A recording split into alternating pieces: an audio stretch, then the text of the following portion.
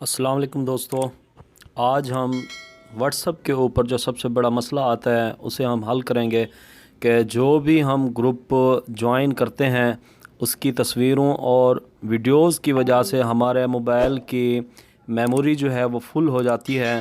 तो उसको जो है ना किस तरीके से हमने ख़त्म करना है और मेमोरी को बचाना है, और आसान ही उसका तरीका है।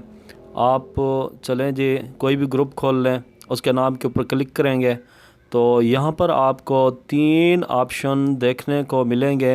नीचे की तरफ कस्टम नोटिफिकेशन का, और दूसरा मीडिया विजिबिलिटी का, और ग्रुप सेटिंग का। तो आपने आ जाना है मीडिया विजिबिलिटी पे, तो इसको क्लिक करना है। इसको जब आप क्लिक करेंगे, जो भी ग्रुप के अंदर वीडियो या जो कुछ भी आएगा वो आपकी मेमोरी में सेव नहीं होगा। यहाँ से डाउनलोड तो हो जाएगा, आपको नज़र भी आ जाएगा, यानी कि आपके पढ़ने के काबिल भी होगा, आपको डिलीट करना नहीं पड़ेगा। तो यहाँ पर आकर आपने नो कर देना है, उसके बाद आपने ओके कर देना है।